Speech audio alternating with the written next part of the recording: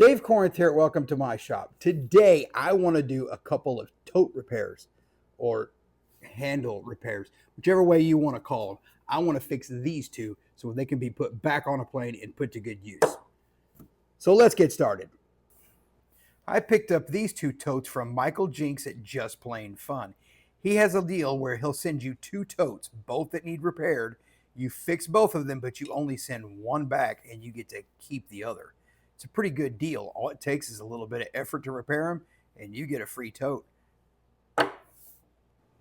At first glance, these totes don't look like they have any damage at all. There's no cracks, there's no chips. So what's the problem?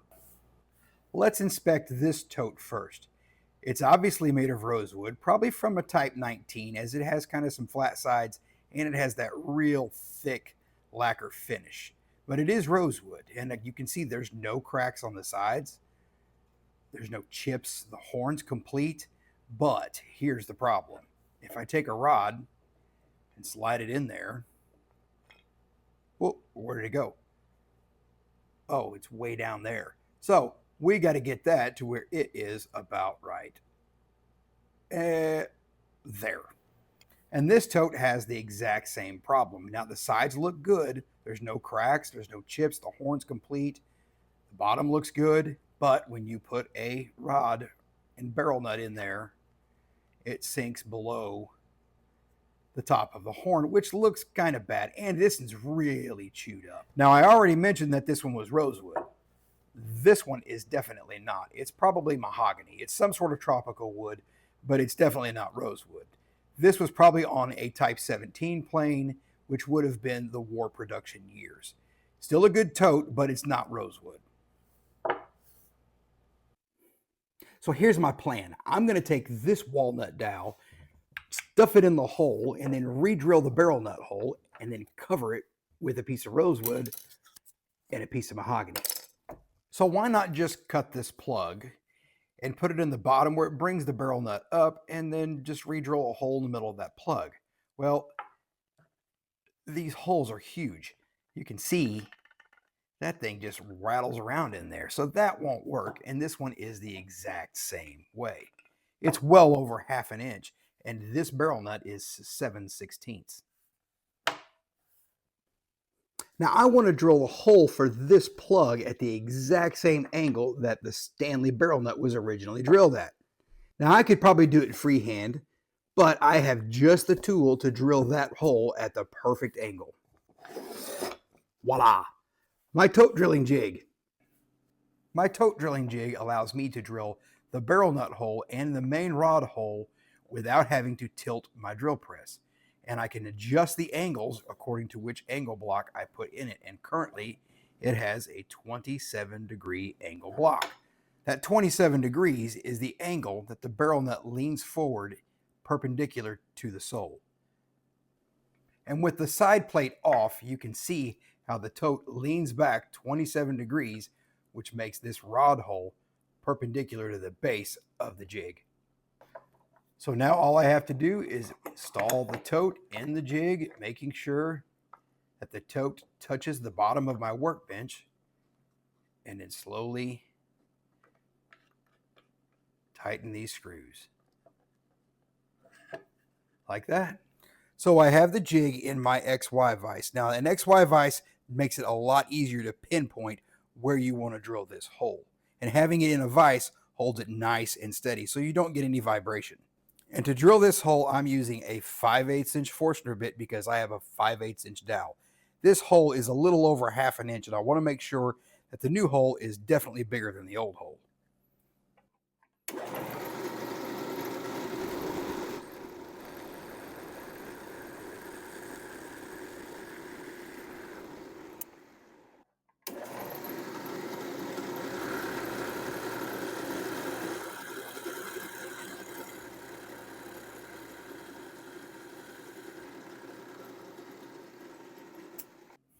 And to glue the plugs in, I'm just using Tight Bond 3 wood glue. I'll apply a liberal amount of glue to the hole and of course to the dowel.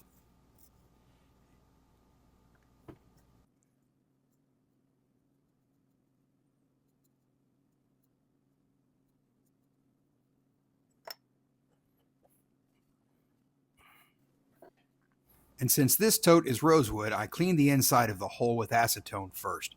Rosewood doesn't like to take glue well, and if you clean it with acetone, wood glue will stick just fine.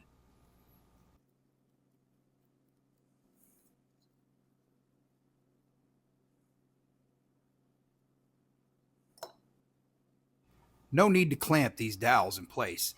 I'll just give them a slight turn and let them sit for a few hours. Once that glue has dried, I can go ahead and cut them off on the bandsaw, or at least the majority of it. It's important that the top of that plug is flush with the top of the tote. And to do that, I'm going to use this file.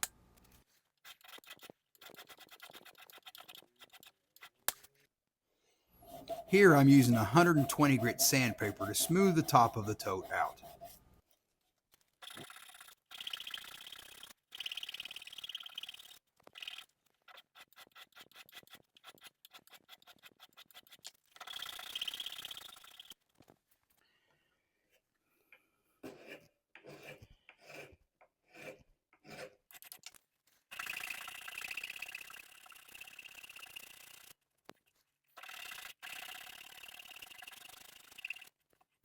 With the plug in, you can see that dowel sticks out like a sore thumb.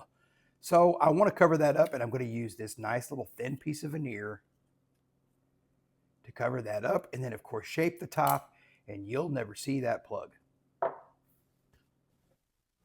The rosewood scrap was plenty thin to bend around the top of that horn, but this little piece of mahogany is not quite thin enough. So I'm going to have to thin that down with a block plane. The stop on this little block of wood is actually a thin piece of maple. It's the same thickness that I want this veneer to be when I'm finished. So all I do is keep planing down until I hit that little maple stop. Once I hit the maple stop, I know I'm at the right thickness. And now the mahogany will bend quite easily. It will conform to the shape of the top of that tote. I made this little jig just for this project. I cut the top piece to conform with the shape of the horn, and of course the bottom is just flat. There's two long pieces of all thread that will tighten it down. To glue the veneer to the top of the horn, I'm just going to use Titebond 3 wood glue. And I'm going to apply some to both the top of the horn and of course to the veneer.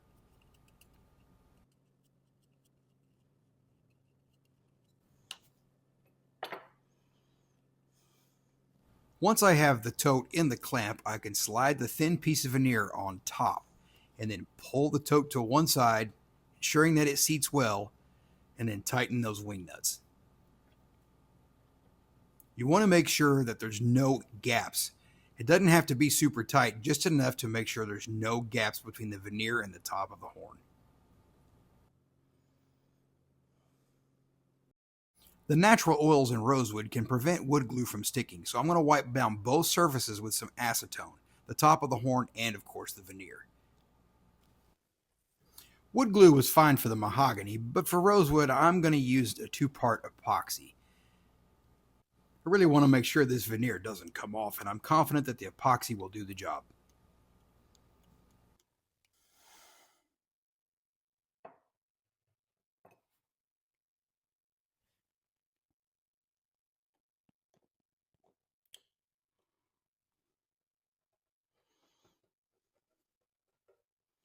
Epoxy doesn't require clamping force to set it, so all I'm going to do is just tighten these down enough where there's no gaps.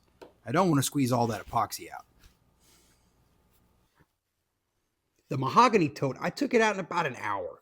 That's long enough for that glue to set so that way that veneer won't come off. However, the rosewood one, since it's set in epoxy, I let it sit overnight to make sure that epoxy had a good chance to cure. The next thing I want to do is I want to trim this veneer to fit the profile of each tote. And then we can go ahead and put these back in that tote drilling jig and drill the barrel nut to the correct depth. To shape the veneer on top, all I'm going to use is this fishtail chisel. It's really thin and this stuff comes off pretty quick. I'm not trying to get all of it off, I'm just trying to get it close so that I can finish it up with a file.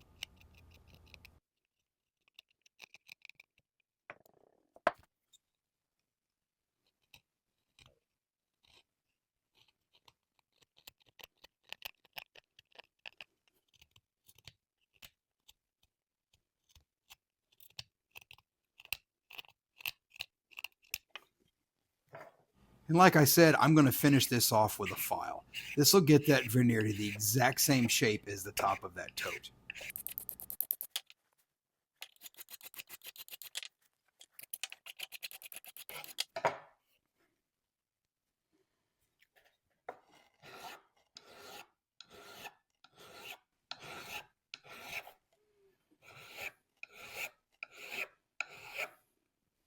And now I can drill a hole for the barrel nut.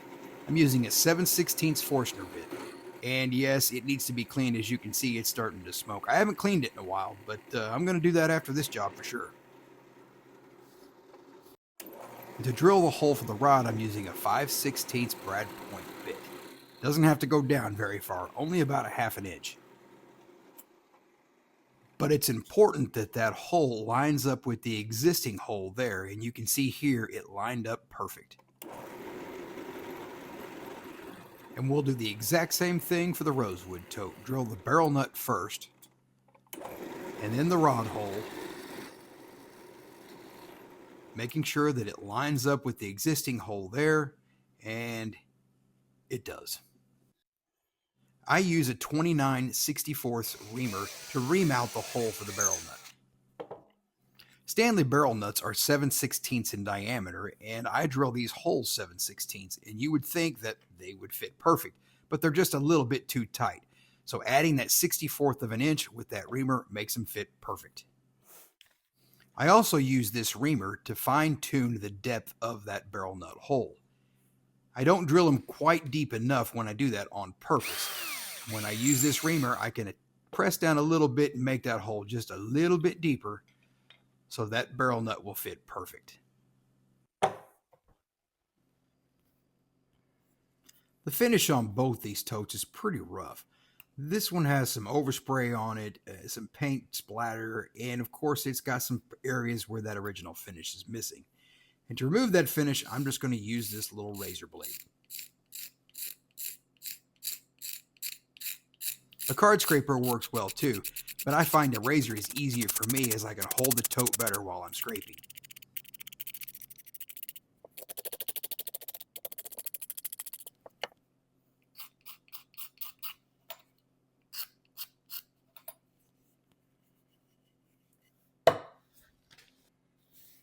The finish on the rosewood tote is definitely thicker than the finish on the mahogany tote, and I've read that Stanley used a thick lacquer finish on these Type 19s. So it's going to take a little bit more effort to get this finish off, but that razor blade still does a good job.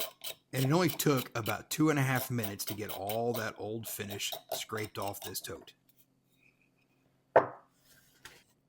Once I have all that old finish off, I like to take a piece of red Scotch-Brite and some lacquer thinner and just kind of clean them up.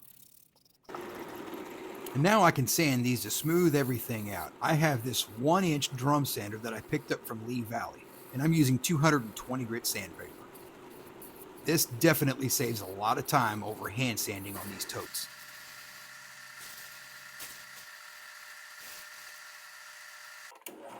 Now this tote is rosewood, and you can see I'm wearing gloves. Mahogany probably wouldn't have bothered me. I haven't picked up an allergy yet, but I always wear gloves just to make sure. Purple Heart tears my hands up, but rosewood hasn't done it yet, and I don't want to take a chance.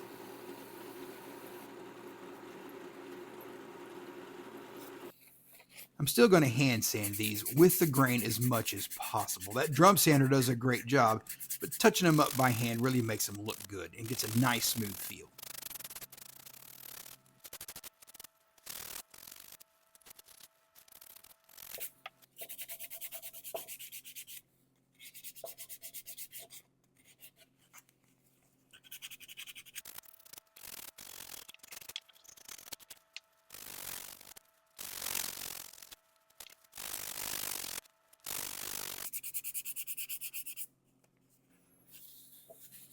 And before I put the finish on these, I like to hit each tote with some 4/0 steel wool. I found that by putting, well, knock it, stand up, get out of my way. Polishing these with that 4/0 steel wool gives a nice smooth feel to each tote.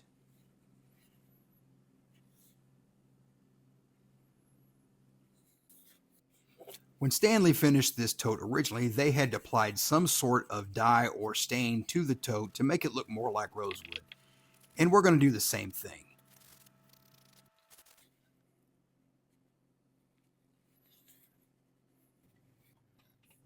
The stain I use to make totes look more like rosewood is equal parts red mahogany 225 and special walnut 224 from Minwax. And one coat is more than enough. I apply it with either a paper towel or a cotton rag and then just wipe it off in the direction of the grain. I'm going to go ahead and finish the rosewood tote first while the stain on that mahogany tote has a chance to dry. Rosewood takes a lacquer finish well, and it doesn't take very many coats. Just 2 or 3 very light coats is all it needs. Over the years, I've tried many different finishes on totes, and the one I like the best is Watco Crystal Clear Satin Lacquer. And with that satin finish, you can control the shine. With a little bit of 4/0 steel wool and some Howard's feed and wax, you can polish one up, make it super shiny, or you can leave it at the satin finish. One of the things I like about putting a lacquer finish on is it dries really fast. This has only been dry for a couple of hours, and you can see I can hold it without leaving any kind of fingerprints on it or anything. The rosewood one looks great. Obviously, the sides are a little darker than that top, but it looks a lot better than that gaping hole that was there before. And the mahogany one, or at least what I think is mahogany, it looks great as well. Definitely a better color match with the top on the sides. And now when you put a barrel nut and rod in there, it doesn't sink down to the bottom. It fits quite well. On the mahogany one and the rosewood.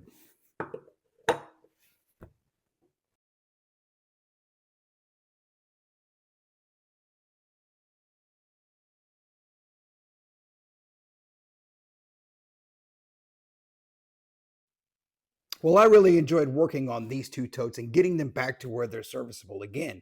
It wasn't your typical repair, which is a crack or a chipped horn or something like that.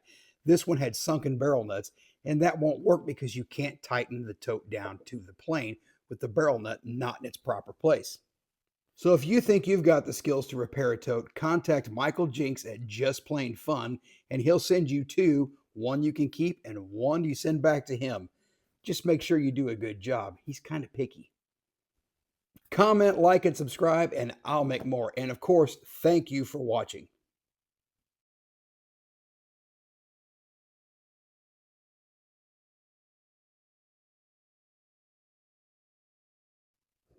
So I've decided that I'm not going to send one of these totes back to Michael Jenks. I'm going to send both of them back because I really enjoyed fixing these. It was the first time I had ever tried this with a thin veneer on top to cover a bad barrel nut hole, and it worked out great. So he'll be able to pass one or both of these totes on to one of you guys. And if you're wondering what my next video is going to be, Union X-Plane. This is an X6, a later X6 that was marketed under the Montgomery Ward catalog, made by Stanley, and has a lakeside iron. But it's still an X-Plane, and it's in really good condition. No breaks, no cracks, all original parts. Japanning, about 80%. We're just going to give this thing a light tune, make it look a little bit better than what it does here, and get it back to the customer. It's actually a subscriber who sent this plane to me and asked me to make a video on it. I'm not going to do this now. This thing can wait till tomorrow. It's 10:30 at night and I need some sleep. So keep an eye out for the video on this X-Plane getting tuned up. And again, thank you for watching.